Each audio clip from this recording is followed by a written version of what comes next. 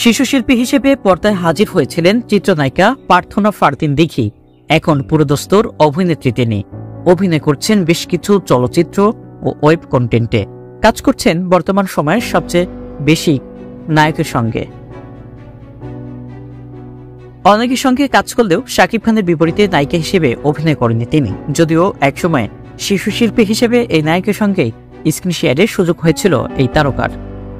সম্প্রতি গণমাধ্যমে দেওয়া এক সাক্ষাৎকারে দিঘি ক্যারিয়ার সংক্রান্ত নানা বিষয়ে কথা বলেন।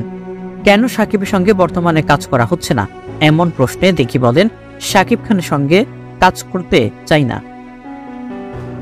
কাজ করার বিষয়টি ব্যাখ্যা করে দিঘি বলেন, শাকিব আঙ্কেলের সঙ্গে চাচ্চু আমার চাচ্চু সিনেমায় অভিনয় করেছি। মানুষ আমাকে সেভাবেই দেখেছে। ওই জায়গা থেকেই মনে হয় শাকিব আঙ্কেলের সঙ্গে কাজ করা আমার জন্য ঠিক হবে না।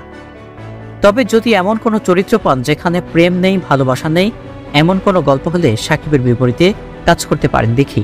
সেটা নিশ্চিত করে বলেন, চরিত্রের প্রয়োজনে ওইরকম কোনো সম্পর্ক দেখানো হয় না।